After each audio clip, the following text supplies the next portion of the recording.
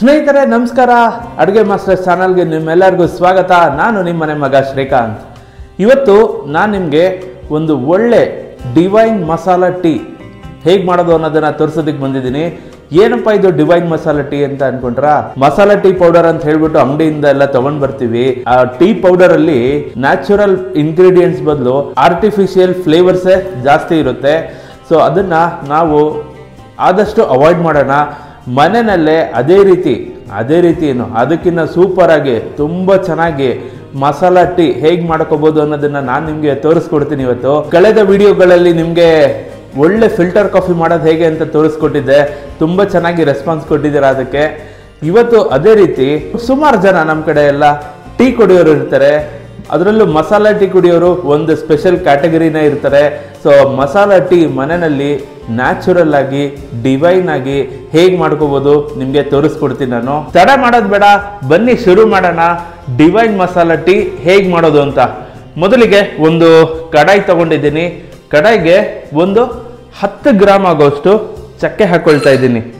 ಈ ಚಕ್ಕೆ ಹಾಕೋದ್ರಿಂದ ಅದರದ್ದೊಂದು ಯುನೀಕ್ ಫ್ಲೇವರು ಟೀಯಲ್ಲಿ ರಿಲೀಸ್ ಆಗುತ್ತೆ. ಅದರ ಜೊತೆಗೆ 10 ಗ್ರಾಮ್ ಆಗೋಷ್ಟು ಏಲಕ್ಕಿ ಹಾಕೊಳ್ತಾ ಇದ್ದೀನಿ.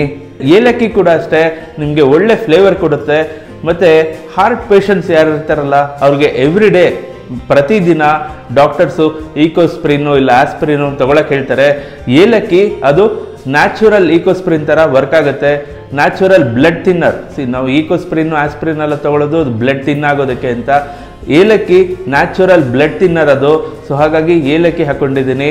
ಬರೀ ಒಂದೇ ಏಲಕ್ಕಿ ಹಾಕೊಂಡಿಲ್ಲ, ಅದ್ರ ಜೊತೆಗೆ ಕಪ್ಪು ಏಲಕ್ಕಿ ಕೂಡ 4 ಪೀಸ್ ಹಾಕೊಂಡಿದ್ದೀನಿ. 10 ಗ್ರಾಮ್ ಆಗುವಷ್ಟು ಮೆಣಸು ಹಾಕೋತಾ ಇದ್ದೀನಿ. ಮೆಣಸು ಹಾಕೊಳ್ಳೋದ್ರಿಂದ ಏನು ಉಪಯೋಗ ಅಂದರೆ ಅದು ಒಳ್ಳೆ ಇಮ್ಯುನಿಟಿ ಬೂಸ್ಟರು. ಜೊತೆಗೆ ಈಗ ಚಳಿಗಾಲ ಬೇರೆ ಶುರು ಆಗ್ತಾ ಇದೆ, ನಮ್ಮ ದೇಹನ ಬೆಚ್ಚಗಿಡೋದಕ್ಕೆ ಅದು ತುಂಬಾ ಹೆಲ್ಪ್ ಮಾಡುತ್ತೆ. ಹಾಗಾಗಿ 10 ಗ್ರಾಮ್ ಆಗೋಷ್ಟು ಮೆಣಸು ಹಾಕೊಂಡಿದ್ದೀನಿ. ಒಂದು ಒಳ್ಳೆ ಯುನೀಕ್ ಆಗಿ ತುಂಬ ಚೆನ್ನಾಗಿ ಫ್ಲೇವರ್ ಕೊಡಲಿ ಅಂತ ಅಂದ್ಬಿಟ್ಟು ಒಂದು ಅರ್ಧ ಸ್ಪೂನ್ ಅಷ್ಟು ಧನಿಯಾ ಕಾಳು ಹಾಕೊಂಡಿದ್ದೀನಿ. ಜೊತೆಗೆ ಒಂದು ಚಿಕ್ಕದಾದಂಥ ಅರಿಶಿಣದ ಕೊಂಬು ಹಾಕೊಂಡಿದ್ದೀನಿ. ನಿಮಗೆಲ್ಲ ಗೊತ್ತೇ ಇರುತ್ತೆ ಅರಿಶಿಣ ಎಂಥ ಆಂಟಿ ಇನ್ಫ್ಲಮೇಟರಿ, ರೋಗ ನಿರೋಧಕ ಶಕ್ತಿನ ತುಂಬ ಹೆಚ್ಚಿಸುತ್ತೆ, ಅದೆಲ್ಲ ಗೊತ್ತಿರುತ್ತೆ. ಹಾಗಾಗಿ ಒಂದು ಅರಿಶಿಣದ ಕೊಂಬು ಹಾಕೊಂಡಿದ್ದೀನಿ. ಮತ್ತೆ ಒಂದು ಜಾಕಾಯಿನ ಕುಟ್ಟಿ ಪುಡಿ ಮಾಡ್ಕೊಂಡು ಸ್ವಲ್ಪ ಹಾಕೊಳ್ತಾ ಇದ್ದೀನಿ.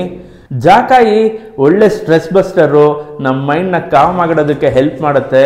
ಜೊತೆಗೆ ನಮ್ಮ ಸ್ಲೀಪ್ ಕ್ವಾಲಿಟಿ ಏನಿರುತ್ತಲ್ಲ ಅದನ್ನು ಇಂಪ್ರೂವ್ ಮಾಡುತ್ತೆ. ಅದಲ್ಲದೆ ಟೀನಲ್ಲಿ ಅದರದೇ ಆದಂಥ ಒಂದು ಯುನೀಕ್ ಫ್ಲೇವರ್ ಬಿಡುತ್ತೆ, ತುಂಬ ಚೆನ್ನಾಗಿರುತ್ತೆ. ಹಾಗಾಗಿ ಒಂದು ಜಾಕಾಯಿನ ಪುಡಿ ಮಾಡಿಕೊಂಡು ಸ್ವಲ್ಪ ಹಾಕೊಂಡಿದ್ದೀನಿ.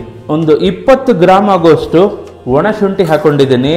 ಶುಂಠಿ ನಮ್ಮ ಡೈಜೆಷನ್ನು ಎಷ್ಟು ಇಂಪ್ರೂವ್ ಮಾಡುತ್ತೆ ಅಂತ ನಿಮಗೆಲ್ಲ ಗೊತ್ತೇ ಇರುತ್ತೆ. ಹಾಗಾಗಿ ಒಣ ಶುಂಠಿ ಒಂದು 20 ಗ್ರಾಮ್ ಹಾಕೊಂಡಿದ್ದೀನಿ. ಒಣ ಶುಂಠಿ ಇಲ್ಲ ಅಂದರೆ ಏನು ಯೋಚನೆ ಮಾಡಬೇಡಿ, ಅದನ್ನು ಸ್ಕಿಪ್ ಮಾಡಿ. ಈ ಸ್ಟೆಪ್ಪಲ್ಲಿ ನಾವು ಟೀ ಪ್ರಿಪೇರ್ ಮಾಡ್ತೀವಲ್ಲ ಆ ಟೈಮಲ್ಲಿ 1 ಇಂಚು ಅಥವಾ 2 ಇಂಚು ಹಾಕ್ಕೊಂಡ್ರೆ ಅದು ಕೂಡ ನಡೆಯುತ್ತೆ. ಹಾಗಾಗಿ ಒಣ ಶುಂಠಿ ಇದ್ದರೆ ಇಲ್ಲೇ ಹಾಕ್ಕೊಳ್ಳಿ, ಇಲ್ಲ ಅಂದರೆ ಆಮೇಲೆ ಕೂಡ ಹಾಕ್ಕೋಬೋದು. ಒಂದು ಜಾಪತ್ರೆ ಹೂವಲ್ಲಿ ಒಂದು 1/4 ಭಾಗ ಹಾಕ್ಕೊಳ್ತಾ ಇದ್ದೀನಿ. ಇದು ಇದರದೇ ಆದಂಥ ಒಂದು ಯುನೀಕ್ ಫ್ಲೇವರ್ ಇರುತ್ತೆ, ನಿಮಗೆಲ್ಲ ಗೊತ್ತೇ ಇರುತ್ತೆ. ಸೊ ಆ ಫ್ಲೇವರ್ಗೋಸ್ಕರ ಒಂದು ಹೂವಲ್ಲಿ ಒಂದು 1/4 ಭಾಗದಷ್ಟು ಹಾಕ್ಕೊಂಡಿದ್ದೀನಿ. ನೋಡಿ, ಒಂದು 5 ಗ್ರಾಮ್ ಆಗೋಷ್ಟು ಲವಂಗ ಕೂಡ ಹಾಕ್ಕೊಳ್ತಾ ಇದ್ದೀನಿ. ಲವಂಗ ನಿಮಗೆಲ್ಲ ಗೊತ್ತಿರೋ ಹಾಗೆ ಗಂಟ್ಲು ನೋವಿಗೆ ಅಥವಾ ಥ್ರೋಟ್ ರಿಲೀಫ್ ಏನಾದರೂ ಆಗಬೇಕು ಅಂದರೆ ಲವಂಗ ಅದಕ್ಕೆ ತುಂಬ ಹೆಲ್ಪ್ ಮಾಡುತ್ತೆ. ಹಾಗಾಗಿ ಒಂದು 5 ಗ್ರಾಮ್ ಆಗೋಷ್ಟು ಲವಂಗ ಹಾಕ್ಕೊಂಡಿದ್ದೀನಿ. ಟೀ ಫ್ಲೇವರ್ ಚೆನ್ನಾಗಿ ಬರಲಿ ಅಂತ ಅಂದ್ಬಿಟ್ಟು ಒಂದು 2 ಸ್ಪೂನ್ ಆಗೋಷ್ಟು ಸೋಂಪು ಕಾಳು ಕೂಡ ಹಾಕ್ಕೊಂಡಿದ್ದೀನಿ. ಲಾಸ್ಟಲ್ಲಿ ಒಂದು ಸ್ಪೆಷಲ್ ಪದಾರ್ಥ ಹಾಕೊಳ್ತಾ ಇದ್ದೀನಿ. ಇದು ಪ್ರತಿಯೊಬ್ಬರ ಮನೇಲೂ ಇರುತ್ತೆ, ತುಳಸಿ ಬೀಜ. ನೋಡಿ, ಒಂದು ಸ್ವಲ್ಪ ಜಾಸ್ತಿ ಇಲ್ಲ ಹಾಕ್ಕೊಂಡಿದ್ದೀನಿ. ತುಳಸಿ ಗಿಡ, ತುಳಸಿ ಬೀಜ ನಿಮಗೆ ಗೊತ್ತಿರುತ್ತೆ ಎಷ್ಟು ಒಳ್ಳೆಯದು ನಮ್ಮ ಆರೋಗ್ಯಕ್ಕೆ ಅಂತ ಅಂದ್ಬಿಟ್ಟು ಸ್ವಲ್ಪ ಹಾಕ್ಕೊಂಡಿದ್ದೀನಿ. ಈಗ ಪದಾರ್ಥ ಎಲ್ಲ ಹಾಕಿದ್ದಾಗಿದೆ. ದೇವರನ್ನ ಸ್ಮರಿಸ್ತಾ ಒಲೆ ಹಚ್ಕೊಳ್ಳೋಣ. ಒಲೆ ಹಚ್ಚಿದಾಗಿದೆ. ಸಣ್ಣ ಊರಿನಲ್ಲಿ ಒಂದು 3 ರಿಂದ 4 ನಿಮಿಷ ಇದನ್ನು ಡ್ರೈ ರೋಸ್ಟ್ ಮಾಡ್ಕೊಳ್ಳೋಣ. ಸ್ನೇಹಿತರೆ, ನಾವಿಲ್ಲಿ ಹಾಕಿರೋಂಥ ಪ್ರತಿಯೊಂದು ಪದಾರ್ಥನೂ ಆರೋಗ್ಯಕ್ಕೆ ತುಂಬ ಒಳ್ಳೆಯದು. ಇದನ್ನು ಮಾಡ್ಕೊಂಡು ಕುಡಿದ್ರೆ ಬರೀ ಟೀ ಅಷ್ಟೇ ಅಲ್ಲ, ನಮ್ಮ ಆರೋಗ್ಯ ಕೂಡ ತುಂಬ ಚೆನ್ನಾಗಿರುತ್ತೆ. ಹಾಗಾಗಿ ಇಷ್ಟೊಂದು ಪದಾರ್ಥ ಹಾಕ್ಕೊಂಡಿದ್ದೀನಿ. ನೀವು ಅಂಗಡಿಯಿಂದ ತಗೊಂಡು ಬರ್ತಿರಲ್ಲ ಮಸಾಲೆ ಟೀ ಅಂತ ಅಂದ್ಬಿಟ್ಟು ಇಷ್ಟೊಂದು ಪದಾರ್ಥ ಅದರಲ್ಲಿ ಇರೋದೇ ಇಲ್ಲ. ನೀವು ಹಿಂದಗಡೆ ಬರ್ದಿರೋದನ್ನ ಓದಿದ್ರೆ ಗೊತ್ತಾಗುತ್ತೆ ಅದರಲ್ಲಿ ಪೂರ್ತಿ ಆರ್ಟಿಫಿಷಿಯಲ್ ಫ್ಲೇವರ್ಸ್ ಹಾಕಿರ್ತಾರೆ. ಯಾವುದೂ ನ್ಯಾಚುರಲ್ ಪ್ರಾಡಕ್ಟ್ ಹಾಕೇ ಇರೋದಿಲ್ಲ ಅದರಲ್ಲಿ. ಆದಷ್ಟು ಅವಾಯ್ಡ್ ಮಾಡಿ ಆ ಥರದ್ದೆಲ್ಲ. ಮನೆಯಲ್ಲಿ ಈ ಥರ ಮಾಡಿಕೊಂಡು ಇಟ್ಕೊಂಡ್ಬಿಟ್ರೆ ತಿಂಗಳನ್ಗಟ್ಟಲೆ ಇರುತ್ತೆ, ಏನೂ ಕೆಡೋದಿಲ್ಲ. ನೀವು ಟೀ ಮಾಡುವಾಗ ಒಂದು ಅರ್ಧ ಸ್ಪೂನ್ ಇದನ್ನು ಹಾಕೊಂಡ್ಬಿಟ್ರೆ ಸಾಕು, ತುಂಬ ಚೆನ್ನಾಗಿರುತ್ತೆ ಟೀ. ಆವಾಗ ಫ್ರೈ ಮಾಡ್ತಾ ಇದ್ದರೆ ಆ ಏಲಕ್ಕಿದಾಗಿರ್ಬೋದು, ಚಕ್ಕೆದಾಗಿರ್ಬೋದು, ಪರಿಮಳ ತುಂಬ ಚೆನ್ನಾಗಿ ಬರ್ತಾಯಿದೆ. ನೀವು ಒಂದು ಸಲ ಮನೆಯಲ್ಲಿ ಟ್ರೈ ಮಾಡಿ, ನಿಮಗೆ ಗೊತ್ತಾಗುತ್ತೆ ಎಷ್ಟು ಚೆನ್ನಾಗಿ ಪರಿಮಳ ಬರುತ್ತೆ ಇದ್ರದ್ದು ಅಂತ. ನಾನು ನಿಮಗೆ ಗ್ರಾಮ್ಗಳಲ್ಲಿ ಹೇಳಿದೆ ಲೆಕ್ಕ ಎಲ್ಲನೂ, ಅದೆಲ್ಲ ಕರೆಕ್ಟಾಗಿ ಅಷ್ಟೇ ಗ್ರಾಮ್ನ ಅಳತೆ ಮಾಡಿ ತೊಗೊಂಡು ಬಂದಿರೋದು ನಾನು. ಇಷ್ಟೇ ಪ್ರಮಾಣದಲ್ಲಿ ಮಾಡಿಕೊಂಡ್ರೆ ಸುಮಾರು ದಿನ ಬರುತ್ತೆ ಇದೇನೇ. ನಿಮಗಿನ್ನ ಜಾಸ್ತಿ ಕ್ವಾಂಟಿಟಿ ಬೇಕು ಅಂದರೆ ಜಾಸ್ತಿ ಹಾಕಿ ಕೂಡ ಮಾಡ್ಕೋಬೋದು. ತುಂಬ ಜಾಸ್ತಿನೂ ಇದನ್ನು ಫ್ರೈ ಮಾಡಬಾರ್ದು, ಮತ್ತು ಹೈ ಫ್ಲೇಮಲ್ಲಿ ಇಟ್ಕೊಂಡು ಫ್ರೈ ಮಾಡಬಾರ್ದು. ಯಾಕಂದರೆ ನಾವು ಹಾಕಿರೋಂಥ ಲವಂಗ ಆಗಿರ್ಬೋದು, ಚಕ್ಕೆ ಆಗಿರ್ಬೋದು, ಅದರಲ್ಲಿ ಅದರದ್ದೇ ಆದಂಥ ಒಂದು ಎಸೆನ್ಷಿಯಲ್ ಆಯಿಲ್ಸ್ ಇರುತ್ತೆ. ಅದೆಲ್ಲ ಡ್ರೈ ಆಗಬಾರ್ದು, ಅದು ಬೆಚ್ಚಗೂ ಆಗಬೇಕು, ಆ ಆಯಿಲ್ಸು ಡ್ರೈ ಕೂಡ ಆಗಬಾರ್ದು. ಆ ರೀತಿ ನಾವು ಫ್ರೈ ಮಾಡ್ಕೋಬೇಕು. ಹಾಗಾಗಿ ಸಿಮ್ಮಲ್ಲೇ ಇಟ್ಕೊಂಡು ಇದನ್ನು ಫ್ರೈ ಮಾಡಿ. ಸಿಮ್ ಅಂತಂದರೆ ಫುಲ್ ಲೋ ಫ್ಲೇಮಲ್ಲೇ ಇಟ್ಕೊಂಡು ಫ್ರೈ ಮಾಡಿ. ನಿಮಗೆ ಅರಿಶಿಣದ ಕೊಂಬು ಮನೆಯಲ್ಲಿ ಇಲ್ಲ ಅಂತಂದರೆ ಒಂದು ಅರ್ಧ ಮುಕ್ಕಾಲು ಸ್ಪೂನ್ ಆಗೋಷ್ಟು ಅರಿಶಿಣದ ಪುಡಿ ಕೂಡ ಹಾಕೋಬೋದು. ಇವಾಗೆಲ್ಲ ನಾವು ಸ್ಟವ್ ಆಫ್ ಮಾಡಿ ಇದನ್ನು ಆರಕ್ಕೆ ಬಿಡ್ತೀವಲ್ಲ, ಆ ಟೈಮಲ್ಲಿ ಅರಿಶಿಣದ ಪುಡಿ ಕೂಡ ಹಾಕೋಬೋದು. ಆ ಪಾತ್ರೆ ಮತ್ತು ಪದಾರ್ಥಗಳೇನು ಬಿಸಿ ಇರುತ್ತಲ್ಲ ಅದಷ್ಟಕ್ಕೆ ಅದು ಕ್ಲೀನಾಗಿ ರೋಸ್ಟ್ ಆಗುತ್ತೆ. ಸ್ನೇಹಿತರೆ, ಒಂದು 5 ನಿಮಿಷ ಇದನ್ನು ಲೋ ಫ್ಲೇಮಲ್ಲಿ ಇಟ್ಕೊಂಡು ರೋಸ್ಟ್ ಮಾಡ್ಕೊಂಡಿದ್ದೀನಿ. ಈಗ ಒಲೆ ಆಫ್ ಮಾಡ್ತಾ ಇದ್ದೀನಿ. ನಾವು ಹುರಿದಿರೋಂಥ ಪದಾರ್ಥ ಎಲ್ಲ ಪೂರ್ತಿ ತಣ್ಣಗಾದ್ಮೇಲೆ ಇದನ್ನು ಮಿಕ್ಸಿಲಿ ಪೌಡರ್ ಮಾಡ್ಕೊಂಡು ಬರೋಣ. ಪೌಡರ್ ಅಂದರೆ ಫುಲ್ಲು ನೈಸಾಗಿ ಪೌಡರ್ ಮಾಡಬೇಕಂತೇನಿಲ್ಲ, ಸ್ವಲ್ಪ ತರಿ ಇದ್ರೂ ಪರವಾಗಿಲ್ಲ. ಯಾಕೆಂದರೆ ಇದನ್ನು ನಾವು ಟೀ ಮಾಡುವಾಗ ಕುದಿಸಿ ಶೋಧಿಸ್ತೀವಲ್ಲ, ಸೊ ಉಳಿದಿರೋಂಥ ಪದಾರ್ಥ ಎಲ್ಲ ಫಿಲ್ಟರ್ ಆಗೋಗುತ್ತೆ. ಹಾಗಾಗಿ ಪೂರ್ತಿ ನುಣ್ಣಗಾಗಬೇಕಂತೇನಿಲ್ಲ. ನಾನು ನಿಮ್ಗೆ ತೋರಿಸ್ತೀನಿ ಯಾವ ರೀತಿ ಆಗಬೇಕದು ಅಂತ. ಮನೆಗಳಲ್ಲಿ ಅರಿಶಿಣದ ಕೊಂಬಿಲ್ಲ ಅಂದರೆ ಇವಾಗ ಒಲೆ ಆಫ್ ಮಾಡಿದ್ದೀವಲ್ಲ, ಈ ಸಮಯದಲ್ಲಿ ಒಂದು ಅರ್ಧ ಮುಕ್ಕಾಲು ಚಮಚ ಅರಿಶಿನ ಹಾಕ್ಬಿಟ್ಟು ಅದನ್ನು ಹಾಗೆ ಬಿಸಿ ಇರುತ್ತಲ್ಲ ಪಾತ್ರೆ ಎಲ್ಲ, ಅದರಲ್ಲೇ ಡ್ರೈ ರೋಸ್ಟ್ ಮಾಡಿ, ಅದು ಕೂಡ ಚೆನ್ನಾಗಿ ಬರುತ್ತೆ. ಸ್ನೇಹಿತರೆ, ನಾವು ಹುರಿದಿದ್ದಂಥ ಪದಾರ್ಥ ಎಲ್ಲ ಮಿಕ್ಸಿ ಮಾಡ್ಕೊಂಡು ತೊಗೊಂಡ್ಬಂದಿದ್ದೀನಿ. ನೋಡಿ ಎಷ್ಟು ಕ್ವಾಂಟಿಟಿ ಬಂದಿದೆ ನನಗೆ.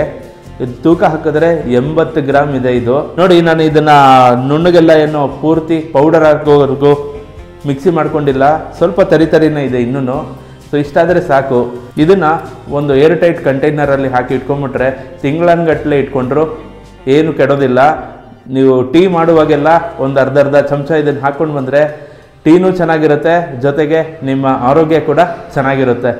ಸ್ನೇಹಿತರೆ, ಒಳ್ಳೆ ನ್ಯಾಚುರಲ್ ಮಸಾಲ ಪೌಡರ್ ರೆಡಿಯಾಗಿದೆ, ಡಿವೈನ್ ಮಸಾಲ ರೆಡಿಯಾಗಿದೆ. ಈಗ ಇದನ್ನು ಉಪಯೋಗಿಸ್ಕೊಂಡು ಟೀ ಮಾಡೋದು ಹೇಗೆ ನೋಡೋಣ.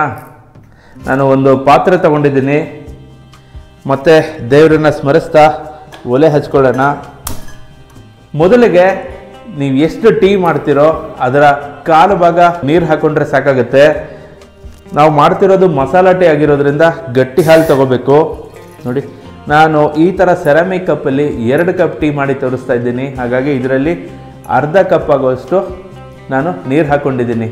ಸಾಮಾನ್ಯವಾಗಿ ಹೇಗೆ ಮನೇಲೆಲ್ಲ ಹೇಗೆ ಮಾಡ್ತೀವಿ ಟೀ ಅಂದರೆ, 1 ಲೋಟ ಹಾಲು ಹಾಕಿದ್ರೆ ಅದಕ್ಕೆ 1 ಲೋಟ ನೀರು ಹಾಕಿರ್ತೀವಿ. ಸೊ ಅದು ಟೀ ಇವಾಗ ತುಂಬ ನೀರು ಥರ ಇರುತ್ತೆ. ಆ ಥರ ಹಾಕ್ಬಾರ್ದು. ನಾವು ಎಷ್ಟು ಟೀ ಮಾಡ್ತೀವೋ ಅದರ ಕಾಲು ಭಾಗ ಮಾತ್ರ ನೀರು ಇರಬೇಕು. ಸೊ ಈಗ ನಾನು ಅರ್ಧ ಲೋಟ ನೀರು ಹಾಕ್ಕೊಂಡಿದ್ದೀನಿ. ಅದಕ್ಕೆ ನೋಡಿ, ನಾವು ಮಾಡ್ಕೊಂಡಿದ್ದೀವಲ್ಲ ಡಿವೈನ್ ಮಸಾಲ ಪೌಡರ್, ಒಂದು ಅರ್ಧ ಚಮಚ ಹಾಕ್ಕೊಳ್ತಾ ಇದ್ದೀನಿ. ತುಂಬ ದೊಡ್ಡ ಉರಿನಲ್ಲಿ ಇಟ್ಕೋಬೇಡಿ, ಮೀಡಿಯಮ್ ಫ್ಲೇಮಲ್ಲಿ ಇಟ್ಕೊಳ್ಳಿ. ಮೀಡಿಯಮ್ ಫ್ಲೇಮಲ್ಲಿ ನೀರು ಜೊತೆ ನಾವು ಹಾಕಿರೋಂಥ ಮಸಾಲ ಪುಡಿಗಳೇನಿದೆಯಲ್ಲ ಅದು ಚೆನ್ನಾಗಿ ಕುದ್ದು ಅದರಲ್ಲಿರೋಂಥ ಫ್ಲೇವರ್ಸ್ ಆಗಿರ್ಬೋದು, ಅದರಲ್ಲಿರೋಂಥ ಎಸೆನ್ಷಿಯಲ್ ಆಯಿಲ್ಸ್ ಆಗಿರ್ಬೋದು, ಅದನ್ನೆಲ್ಲ ರಿಲೀಸ್ ಮಾಡಲಿ ಅದು. ಸ್ನೇಹಿತರೆ, 1 ನಿಮಿಷ ಇದನ್ನು ಚೆನ್ನಾಗಿ ಕುದಿಸಿದ್ದೀನಿ. ಈಗ ಇದಕ್ಕೆ 1.5 ಲೋಟ ಹಾಲೇನಿದೆಯಲ್ಲ ಹಾಕೊಳ್ತಾ ಇದ್ದೀನಿ. ಹಾಲು ಹಾಕಿದ್ಮೇಲೆ ಅಷ್ಟೇ 1 ನಿಮಿಷ ಅದನ್ನು ಕುದಿಯೋದಕ್ಕೆ ಬಿಡಿ, ಟೀ ಪುಡಿ ಹಾಕೋಕ್ಕೆ ಮುಂಚೆ. ಯಾಕೆಂದರೆ ನಾವು ಹಾಕಿರ್ತೀವಲ್ಲ ಎಷ್ಟೊಂದು ಮಸಾಲ ಪದಾರ್ಥ, ಹಾಲು ಜೊತೆ ಆ ಮಸಾಲ ಪದಾರ್ಥ ಎಲ್ಲ ಕುದ್ದು ಒಂದ್ಸಲ ಅದ್ರ ಫ್ಲೇವರು ಹಾಲು ಪೂರ್ತಿ ಹರಡಲಿ ಅಂತ. ಸ್ನೇಹಿತರೆ, 1 ನಿಮಿಷ ನಾನು ಹಾಲನ್ನ ಹಾಕಿದಂಥ ಮಸಾಲ ಪುಡಿ ಜೊತೆ ಕುದಿಲಿ ಅಂತ ಬಿಟ್ಟಿದ್ದೆ. ಈಗ ಅದು ಕುದಿಯುವಂಥ ಹಂತಕ್ಕೆ ಬಂದಿದೆ. ಇವಾಗ ಇದಕ್ಕೆ ಟೀ ಪುಡಿ ಹಾಕೊಳ್ಳೋಣ. ನಾನು 2 ಕಪ್ ಹಾಲು ತೊಗೊಂಡಿದ್ದೀನಿ, ಹಾಗಾಗಿ 2 ಸ್ಪೂನಷ್ಟು ಟೀ ಪುಡಿ ಹಾಕೊಳ್ತಾ ಇದ್ದೀನಿ. ನೋಡಿ, ನಿಮಗೆ ಸ್ಟ್ರಾಂಗ್ ಬೇಕು ಟೀ ಅಂತಂದರೆ ಜಾಸ್ತಿ ಹಾಕೋಬೋದು, ಇಲ್ಲ ತುಂಬ ಸ್ಟ್ರಾಂಗ್ ಬೇಡ ಅಂದರೆ ಕಮ್ಮಿ ಕೂಡ ಹಾಕೋಬೋದು. ಈ ಟೀ ಪುಡಿನಲ್ಲೂ 2 ಥರ ಟೀ ಪುಡಿ ಬರುತ್ತೆ, ಒಂದು ರೋಲ್ಡು ಮತ್ತು ಇನ್ನೊಂದು ಕ್ರಶ್ಡ್ ಅಂತ. ರೋಲ್ಡ್ ಟೀ ಪೌಡರು ಸಾಮಾನ್ಯವಾಗಿ ಅದನ್ನು ಬ್ಲ್ಯಾಕ್ ಟೀ ಮಾಡೋದಕ್ಕೆ ಉಪಯೋಗಿಸ್ತಾರೆ. ಕ್ರಶ್ಡ್ ಟೀ ಪೌಡರು ನಾವೆಲ್ಲ ಉಪಯೋಗಿಸ್ತೀವಲ್ಲ ಮನೆಯಲ್ಲಿ, ಅದು ಕ್ರಶ್ಡ್ ಟೀ ಪೌಡರ್. ಅದು ಟೀ ಪುಡಿ ಕೂಡ ಅಷ್ಟೇ, ನೋಡಿಕೊಂಡು ಒಳ್ಳೆ ಕಂಪ್ನಿದು ಅಥವಾ ಒಳ್ಳೆ ಬ್ರ್ಯಾಂಡೆಡ್ದು ತಗೊಳ್ಳಿ. ಲೋಕಲ್ದೆಲ್ಲ ತೊಗೊಳಕ್ಕೆ ಹೋಗ್ಬಿಡಿ, ಯಾಕಂದರೆ ಅದರಲ್ಲಿ ಆರ್ಟಿಫಿಷಿಯಲ್ ಕಲರ್ನ ತುಂಬ ಯೂಸ್ ಮಾಡ್ತಾರೆ. ನೀವು ಆ ಥರ ಲೋಕಲಲ್ಲಿ ಯಾವ್ದಾದ್ರು ತೊಗೊಳ್ತೀನಿ ಅನ್ನೋದಾದರೆ ಮನೆಗೆ ಹೋಗಿ ಆ ಟೀ ಪುಡಿನ ಸ್ಯಾಂಪಲ್ ಅಂತ ಒಂದು ಸಲ ಸ್ವಲ್ಪ ಕ್ವಾಂಟಿಟಿ ತೊಗೊಂಡು ಹೋಗಿ ತಣ್ಣೀರಿಗೆ ಹಾಕಿ ಚೆಕ್ ಮಾಡಿ ಒಂದು ಸಲ. ಅದೇನಾದರೂ ನೀರಿಗೆ ಹಾಕಿದ ತಕ್ಷಣ ಕಲರ್ ಏನಾದರೂ ರಿಲೀಸ್ ಆಗ್ತಿದೆ ಅಂದರೆ ಅದು ಆರ್ಟಿಫಿಷಿಯಲ್ ಕಲರ್ ಹಾಕಿದ್ದಾರೆ ಅಂತ. ಹಾಗಾಗಿ ಅದನ್ನು ಉಪಯೋಗಿಸೋದನ್ನು ನಿಲ್ಲಿಸ್ಬಿಡಿ. ನೋಡಿ, ಟೀ ಪುಡಿ ಹಾಕಾದ್ಮೇಲೆ ಕೂಡಿಸ್ತಾ ಇರಬೇಕು, ಟೀನ ಬಿಡಬಾರ್ದು, ಯಾಕಂದರೆ ಕೆನೆ ಕಟ್ಬಿಡುತ್ತೆ. ಸೊ ಕೆನೆ ಕಟ್ಟಬಾರ್ದು, ಅವಾಗಲೇ ಮಜಾ ಇರೋದು ಟೀನಲ್ಲಿ. ಮಸಾಲೆ ಟೀ ಮಾಡುವಾಗ ಆದಷ್ಟು ಫುಲ್ ಫ್ಯಾಟು ಅಂದರೆ ಕೊಬ್ಬಿನಂಶ ಜಾಸ್ತಿ ಇರೋಂಥ ಹಾಲನ್ನೇ ಉಪಯೋಗಿಸ್ಬೇಕು. ನೀವು ಸ್ಟ್ರಾಂಗ್ ಟೀ ಬೇಕು ಅಂತಂದರೆ ಈ ಟೋನ್ಡ್ ಮಿಲ್ಕ್ ಅಂತೆಲ್ಲ ಬರುತ್ತಲ್ವ, ಅದನ್ನು ಉಪಯೋಗಿಸಿದ್ರೆ ಚೆನ್ನಾಗಿ ಬರುತ್ತೆ ಟೀ. ಹಾಲಿನಲ್ಲಿರೋಂಥ ಕೊಬ್ಬಿನಂಶ, ಫ್ಯಾಟ್ ಪರ್ಸೆಂಟೇಜ್ ಏನಿರುತ್ತಲ್ಲ, ಅದು ಕೂಡ ಟೀ ಟೇಸ್ಟ್ನ ವ್ಯತ್ಯಾಸ ಮಾಡಿಬಿಡುತ್ತೆ. ಹಾಗಾಗಿ ಟೀ ಮಾಡುವಾಗ ಆದಷ್ಟು ಕೊಬ್ಬಿನಂಶ ಜಾಸ್ತಿ ಇರೋದು ಮಸಾಲೆ ಟೀ ಮಾಡುವಾಗ ಉಪಯೋಗಿಸಿದ್ರೆ ಟೀ ಚೆನ್ನಾಗಿ ಬರುತ್ತೆ. ಸಕ್ಕರೆ ಇವಾಗಲೇ ಹಾಕೊಂಡ್ಬಿಡೋಣ. ಕೆಲವರು ಸಕ್ಕರೆ ಲಾಸ್ಟಲ್ಲಿ ಹಾಕ್ತಾರೆ. ಲಾಸ್ಟಲ್ಲಿ ಹಾಕೋದ್ರಿಂದ ಒಂದು ಡಿಸ್ಅಡ್ವಾಂಟೇಜ್ ಏನು ಅಂದರೆ ಸಕ್ಕರೆ ಕರಗಿ ಅದು ನೀರಿನಂಶ ಬಿಡುತ್ತಲ್ಲ, ಸೊ ಹಾಗಾಗಿ ಟೀ ತುಂಬ ನೀರಾಗಿಬಿಡುತ್ತೆ. ಇವಾಗಲೇ ಹಾಕ್ಕೊಂಡ್ರೆ ಒಳ್ಳೆಯದು. ನಾನು 2 ಕಪ್ಪು ಹಾಲು ಮಾಡ್ತಿದ್ದೀನಿ, ಹಾಗಾಗಿ 2 ಸ್ಪೂನ್ ಆಗೋಷ್ಟು ಸಕ್ಕರೆ ಹಾಕ್ಕೊಳ್ತಾ ಇದ್ದೀನಿ. ನಿಮಗೆ ಸಕ್ಕರೆ ಕಮ್ಮಿ ಬೇಕು ಇನ್ನಾದರೆ ಕಮ್ಮಿ ಕೂಡ ಹಾಕೋಬೋದು, ಏನೂ ತೊಂದರೆ ಇಲ್ಲ. ಸಕ್ಕರೆ ಇಷ್ಟ ಇಲ್ಲ ನಮಗೆ, ನಾವು ಬೆಲ್ಲ ಹಾಕೋತೀವಿ ಅಂದರೆ ಅದು ಕೂಡ ಹಾಕೋಬೋದು. ಬೆಲ್ಲ ಹಾಕೋಬೋದು, ಜೇನುತುಪ್ಪ ಹಾಕೋಬೋದು, ಜೋನಿ ಬೆಲ್ಲ ಅಂತ ಕೂಡ ಸಿಗುತ್ತೆ, ಅದನ್ನು ಕೂಡ ಹಾಕೋಬೋದು. ಬಟ್ ಟೀಗೆ ಸಕ್ಕರೆ ಹಾಕ್ಕೊಂಡ್ರೇ ಒಳ್ಳೆ ರುಚಿ ಕೊಡೋದು. ಟೀ ಪುಡಿ ಹಾಕಿದ್ಮೇಲೆ ಕೂಡಿಸ್ತಾ ಒಂದು 2 ರಿಂದ 3 ನಿಮಿಷ ಕುದಿಸಿದ್ರೆ ಸಾಕು. ಟೀ ಪುಡಿದು ಫ್ಲೇವರ್ ಎಲ್ಲ ಹಾಲೊಳಗಡೆ ಸೇರಿರುತ್ತೆ. ಸೊ ಹಾಗಾಗಿ 2 ರಿಂದ 3 ನಿಮಿಷ ಕುದಿಸ್ಕೊಂಡ್ರೆ ಸಾಕು, ತುಂಬ ಜಾಸ್ತಿ ಕುದಿಸೋದು ಬೇಡ. ನೋಡಿ, ಈಗ ಟೀ ಚೆನ್ನಾಗಿ ಕುದ್ದಿದೆ. ಸಲ ಹೈ ಫ್ಲೇಮಲ್ಲಿ ಇಟ್ಬಿಟ್ಟು ಫುಲ್ಲು ಇದನ್ನು ಕುದಿಸ್ಬಿಡೋಣ.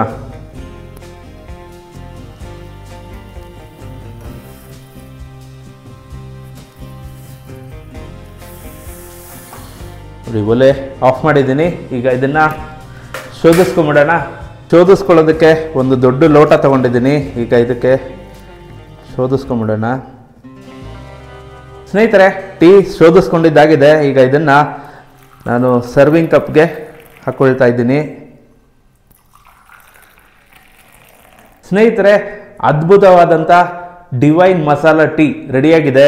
ಈಗ ಇದನ್ನು ಒಂದ್ಸಲ ರುಚಿ ನೋಡ್ಬಿಡೋಣ. ನೋಡಿ, 2 ಕಪ್ ಮಾಡಿದ್ದೆ, 1 ಕಪ್ ತಗೊಳ್ತಾ ಇದ್ದೀನಿ.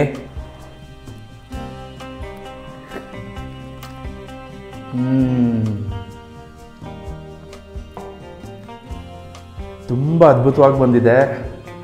ಮಸಾಲೆ ಪದಾರ್ಥಗಳು ಹಾಕಿದ್ವಲ್ಲ ನಾವು, ಆ ಚಕ್ಕೆ ಇರ್ಬೋದು, ಮೆಣಸು ಇರ್ಬೋದು, ಮತ್ತು ಏಲಕ್ಕಿ ಫ್ಲೇವರು ತುಂಬ ಚೆನ್ನಾಗಿ ಸಿಗ್ತಾ ಇದೆ.